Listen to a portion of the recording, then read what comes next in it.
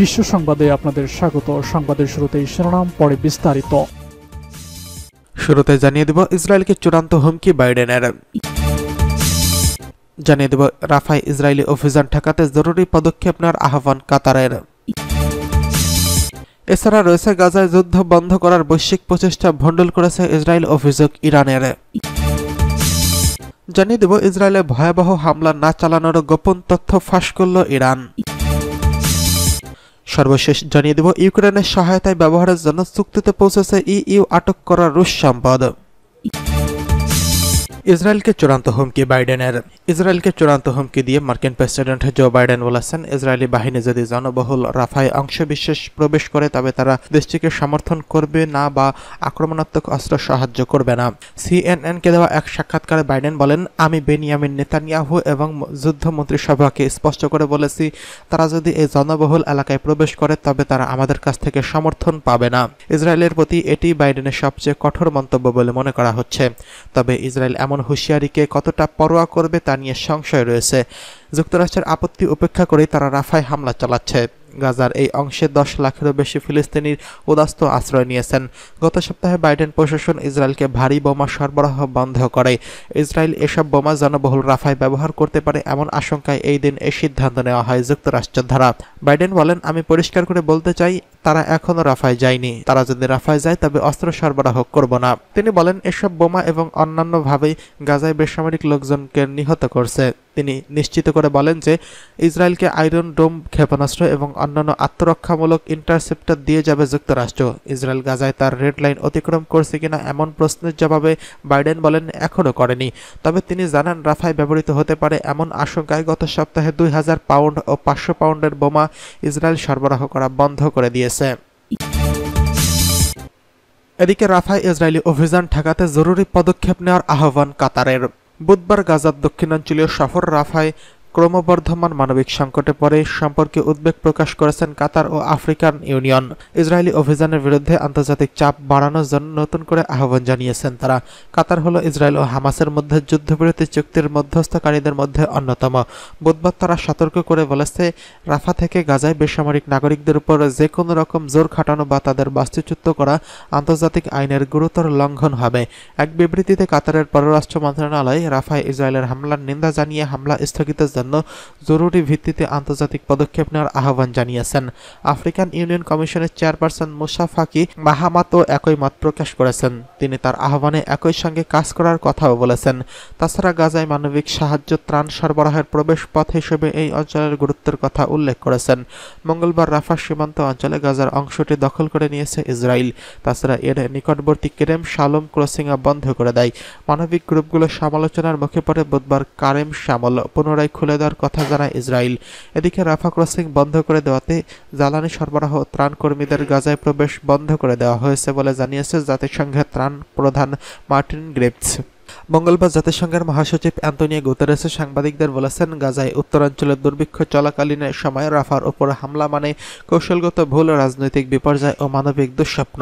তিনি আরও বলেন, গত কয়েক সপ্তাহের তীব্র কূটনৈতিক ও তৎপরতাও যদি এই অঞ্চলে যুদ্ধবিরতি বা পণবন্দীদের মুক্তির বিষয়টি সমাধান করতে না পারে তবে তা সত্যিই দুঃখজনক। বিশ্ব স্বাস্থ্য সংস্থা জানিয়েছে, গাজার অন্যান্য জায়গা থেকে রাফা এলাকায় প্রায় 12 লাখ মানুষ আশ্রয় নিয়েছেন এবং তাদের অর্ধেকেরও বেশি শিশু রয়েছে। ইসরায়েলি কর্মকর্তারা বলেছেন, 7 অক্টোবর দক্ষিণ ইসরায়েলের হামাসের হামলায় 1200 লোক নিহত এবং প্রায় 250 জন পণবন্দী হয়।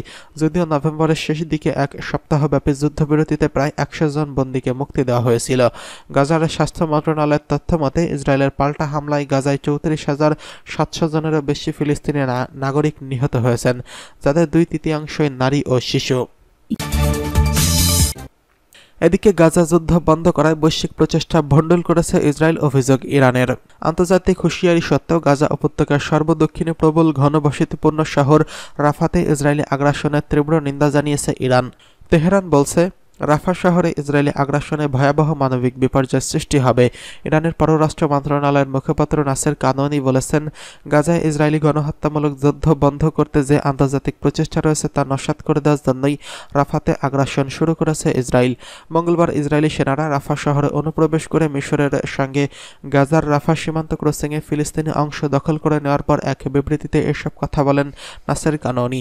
ওই ক্রসিং দখল করার মাধ্যমে গাজায় মানবিক ত্রাণ প্রবেশের প্রধান পথটি বন্ধ করে দিয়েছে দখলদার সেনারা, যার ফলে গাজায় 23 লাখ অধিবাসী নিশ্চিত অনাহার ও মৃত্যুর মুখোমুখি হয়ে পড়েছেন।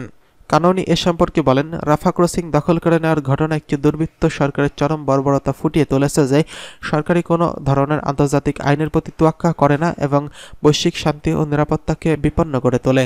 বিবৃতিতে তিনি আরও বলেন, গাজায় চলমান গণহত্যা বন্ধ করার লক্ষ্যে যে আন্তর্জাতিক প্রচেষ্টা চলছে তা শুধুমাত্র ইসরায়েলের ব্যক্তিগত ও সামষ্টিক স্বার্থে ভণ্ডুল করে দেওয়ার সব রকম প্রচেষ্টায় চালাচ্ছে তেল আবিব। মঙ্গলবার মিশর ও গাজার মধ্যে একমাত্র সীমান্ত পথ রাফা ক্রসিংয়ে গাজা অংশের নিয়ন্ত্রণ নিয়েছে ইহুদিবাদী ইসরায়েলি বাহিনী। রাফা শহরের আবাসিক এলাকায় সোমবার রাতভর বিমান হামলা চালানোর পর মঙ্গলবার সকালে ইসরায়েলি ট্যাঙ্কগুলো ক্রসিংটি দখল করে নেয়। ফিলিস্তিনি ইসলামী প্রতিরোধ আন্দোলন হামাস সোমবার রাতে কাতার ও মিশরীয় মধ্যস্থতাকারীদের মাধ্যমে পেশ করা যুদ্ধবিরতির প্রস্তাবে সম্মত হওয়ার পরও তেল আবিব বলছে যে তারা রাফা শহরে অভিযান চালিয়েই যাবে। এদিকে ইসরায়েলে ভয়াবহ হামলা না চালানোর গোপন তথ্য ফাঁস করল ইরান। ইহুদিবাদী ইসরায়েলের বিরুদ্ধে গত কয়েকদিন আগে যেই অপারেশন ট্রু প্রমিস চালিয়েছিল তার আগে পশ্চিমা দেশগুলোর ইসরায়েলের উপর শক্ত আঘাত না করার জন্য তেহরানকে অনুরোধ জানিয়েছেন বলে জানিয়েছে ইরানের পররাষ্ট্রমন্ত্রী হোসেইন আমির আবদুল্লাহিয়ান। বুধবার ইরানের মন্ত্রিসভার সাপ্তাহিক বৈঠক শেষে সাংবাদিকদের প্রশ্নের সঙ্গে আলাপকালে তিনি এসব কথা বলেন। আমির আবদুল্লাহিয়ান বলেন, ইসরায়েল বিরোধী সামরিক অভিযানের আগে পশ্চিমারা অনুরোধ করেছিলেন যে যদি আপনারা ইসরায়েলি আগ্রাসনের জবাব দিতে চান তাহলে যেন তা শক্ত আঘাত না হয় এবং অপারেশনের তীব্রতা তুলনামূলক কম হয়। তিনি বলেন, ইরান নিজেই তার সুবিধাজনক সময়ে এই অভিযানের সিদ্ধান্ত নিয়েছিল। ইরানি পররাষ্ট্রমন্ত্রী বলেন, ইসরায়েলের বিরুদ্ধে যখন সামরিক অভিযানের সিদ্ধান্ত নেওয়া হয় তখন পশ্চিমা দেশগুলো, ইউরোপ, আমেরিকার মিত্ররা ইরানের সঙ্গে গভীরভাবে যোগাযোগ করে এবং তারা প্রথমেই অনুরোধ জানায় ইসরায়েলের বিরুদ্ধে অভিযান না চালিয়ে ধৈর্য ধারণ করার। কিন্তু ইরান স্পষ্টভাবে তাদের জানিয়ে দেয় যে ইসরায়েলের বিরুদ্ধে নিশ্চিতভাবে জবাব দেওয়া হবে। আমির আবদুল্লাহিয়ান বলেন, অভিযানের 2 দিন আগে যুক্তরাষ্ট্র ও তার আঞ্চলিক মিত্র দেশগুলোকে জানানো হয় যে ইসরায়েলের বিরুদ্ধে আমরা যে অভিযান চালাচ্ছি তাতে আমাদের কোনো লক্ষ্যবস্তু ঘাঁটিতে লক্ষ্যবস্তু হবে না। যুক্তরাষ্ট্রের দেওয়া নোটিশে ইরান সতর্ক করে বলেছিল যে ওয়াশিংটন যদি ইসরায়েলের স্বার্থে আঘাত হানে তাহলে ইরান মধ্যপ্রাচ্যের আঞ্চলিক মার্কিন ঘাঁটি লক্ষ্য করে আঘাত করবে এবং তা হবে চূড়ান্ত পর্যায়ের আঘাত। এদিকে ইউক্রেনের সহায়তা ব্যবহারের জন্য চুক্তিতে পৌঁছেছে ইইউ আটক করা রুশ সম্পদ। ইউরোপীয় ইউনিয়নের দেশগুলোর ব্লকে থাকা রুশ কেন্দ্রীয় ব্যাংকের টাকা সম্পদ থেকে প্রাপ্ত মুনাফা দিয়ে ইউক্রেনকে অস্ত্র ও গোলাবারুদের জন্য বিলিয়ন ডলারের অর্থনৈতিক অতিরিক্ত তহবিল সরবরাহের জন্য একটি ব্যতিক্রম অস্থায়ী চুক্তিতে পৌঁছেছে। ইইউর 27 জন রাষ্ট্রদূতের মধ্যে এই চুক্তি বেলজিয়াম ঘোষণা করেছিল, যেখানে এই ব্লকের বেশিরভাগ সম্পদ আটক করা হয়েছে। এই চুক্তির সদস্য রাষ্ট্রগুলোর মধ্যে কয়েক সপ্তাহের কঠিন আলোচনায় পর হয়েছে। এই ধরনের তহবিল ব্যবহারের কঠোর আর্থিক সীমাবদ্ধতার কারণে বিষয়টি আরো জটিল করে তুলেছিল।